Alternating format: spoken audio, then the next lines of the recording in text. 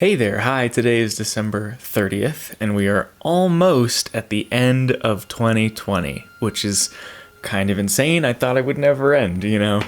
But we're here. We're here finally at December 30th. Tomorrow's December 31st, New Year's Eve, and that is crazy. We have made it through one of the most insane years ever. As you can see from the title, today is looking back. Tomorrow's going to be looking forward, so tune in for that one as well. But today's kind of about what 2020 was and just how insane it was, because I think we need to take a second to just process that happened. Like, a lot of chaos happened, a lot of bad things happened, our lives changed, a lot of people are in a lot of different places now, and that's because of just all of the happenings of 2020 and the insane amount of chaos and, I don't know, negativity that came from this year. It's kind of hard to look at 2020 and be like, oh, everything that's there, it was good, it was, it grew a lot, and, without recognizing that, like, oh yeah, it was definitely also really bad and really difficult, because it's like you can't learn from something unless you recognize that it was bad in the first place, So I think taking a second to look back and just kind of think about the chaotic things that happened in my life and the chaotic things that happen in your life, I think that helps a lot to give us kind of an appreciation for where we're at now. So to start off, at the beginning of 2020, I was in a completely different place from where I'm at now. I was living in Arkansas at school.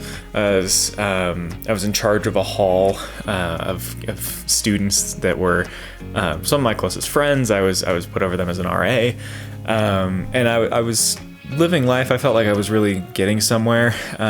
There were relationships and people that I was really invested in, and there was a lot of really good stuff that was happening that I really enjoyed, and it was one of the better seasons of my life. Was the end of 2019 and getting into 2020. That was one of the better seasons of my life, and it was amazing. It was going really well, and I was enjoying the people. I was living life, and just it was a really good time. And then March hit, and it just kind of ripped everything away. So COVID basically made us all move home, so that we all had to go home. We had, everything was taken away. So all of the good times, all of the good things there were all just kind of, suddenly were no longer possible. And that was kind of just a weird thing to have to grieve and have to go through and have to think through. But it was necessary. It was like we had to, and there was nothing else we could do about it because it was out of our control. But yeah. So it sucked. So we did went home. Was online school for the first for the first little bit of quarantine. It was online school, and then once school was done, I didn't really know what to do. So I just kind of sat at home, recorded some stuff with Cam Online. There were a couple videos that went out during that time, but I basically just sat at home and didn't really do much. It was hard to text people. It was hard to talk to people because most of my friends lived across the country, and they were in places where I couldn't really just easily drive to, and I couldn't really talk to them very much. So I was just kind of stuck here on my own. And that was difficult. Yeah, I of course didn't have the most difficult time, the most difficult situation of anyone, but I think I had a tough time just kind of like getting to a place where I felt better. It was hard to get there. It was also just really hard to live life without people. I think everyone's really experienced that with quarantine. It's like we've grown to really appreciate the people that we have around us because we didn't have them for a while. So I think that's been really, really good for everyone, as we've really started to recognize that the friends that we have are really valuable to us in a lot of ways, and not just like because it's fun, but because they also keep us sane, and they are really beneficial in our lives in just so many ways. They keep our mental health and just so many pieces that it's like, yeah, I need these people. They're important to me, and that's really helpful for my life, and I want that. So quarantine came and went, and it's still technically going on, but it just sort of, there was a season in my life where I was really quarantined, because after that I started to work at a kids camp, where I actually got to see people and interact with people. And even if we had some masks and stuff, it was still, I got to actually, interact with people. And I had an experience where I could actually talk with people, and I could just, I could live life that way, and it was really, really good for me. And I was doing videography. I was feeling really good. I was thriving. And that was really, really good for me. So I did that. I met my girlfriend up there a few years ago when I finally started dating this summer, which was fantastic, and it's been fantastic ever since. That's been a huge blessing that's come out of 2020. But I think that specific period of time over the summer where I was working and like able to do things with my life was really huge, and it was helpful getting me out of the quarantine mindset and out of that sort of lull that came with having to leave school and all those friends and stuff. After that, my family had a great trip to the coast of Florida, just as a way to get away from all the chaos that was happening here.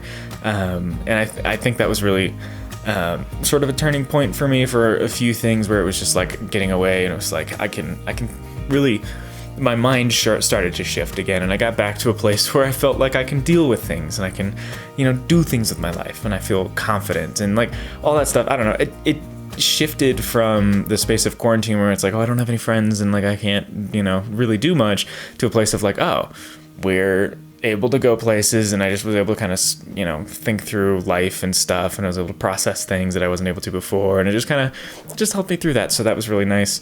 And immediately after that, I went to school. I mean, not immediately, but it was like a little bit after that I went to school again, and thankfully we were able to be in person, because masks and all that stuff, we were able to do that, and we were able to pull that off, and we lasted the entire semester, which was phenomenal. And then we came home, did finals here at home after Thanksgiving, and I've been home since, which has been really nice, and it's been a blessing, especially since I'm not going to be able to in the future, which is something we'll talk about in tomorrow's video. This isn't going to happen all that much, just because life and moving on and getting jobs and all that stuff. I think this is one of the few times where all of us are going to be home for the next while. There's not going to be a lot of times like this anymore, and so it sucks. So I'm like trying to not be too sad about it, but I'm trying to make the most of it and kind of just you thrive here. I'm trying to really thrive. So that's why this project has been so helpful, is that Everyday December has kind of given me an outlet, sort of a creative outlet. What I did at the beginning of quarantine was quarantine photos on my Instagram. If you don't follow me on my photography Instagram, link is in the description as well as it's right here. But I was able to do a project that was 60 days long. It was quarantine photos. I took a photo every day and posted it on Instagram. And that was great. That was really helpful for me. That was a lot of help for a lot of other people, just to have something that they could see every day, and it was just something I could do every day. And so I just felt like I needed that again this December. So that's what I did with these videos, and I think it's been really helpful, kind of giving me a creative rhythm and kind of finding my spirit to make things again, which has been really nice. So after this is going to be really nice, because I have some project ideas and some things that I'm going to start working on, and like that kind of a thing. So that's been really, really nice, is like having an everyday sort of project that I'm able to do. And today and tomorrow are the last couple of days that we're able to do that. So kind of cool. I'm really excited about that. So hopefully you guys have enjoyed this project. It looks like there's been really good reception, and it hasn't, made the most views, but I wasn't expecting it to, and I didn't really want it to. But now I have some more creative ideas with Instagram and with TikTok and with other places like that are platforms where I can potentially work more on easy, quick content that I can put out, and not necessarily like grow more in those spaces, but I think it's just like new platforms and new ideas and new creative outlets for me that I think I didn't have before. So anyways, that's been 2020. 2020 has been insane. I want to thank you guys for sticking with me for the past, month. Just been really nice, and it's been helpful for me just to have something to do every day, like I said. So I really appreciate you people. It's been really great. And I'm really looking forward to 2021, because there's a lot of new things coming that I think I'm gonna really need and enjoy, and it's gonna be really good for me. So yes, you'll hear more stuff about what I'm planning and what I'm thinking about in tomorrow's video. So hopefully you guys enjoyed. I'll see you tomorrow. Bye. 'Cause you're fading out.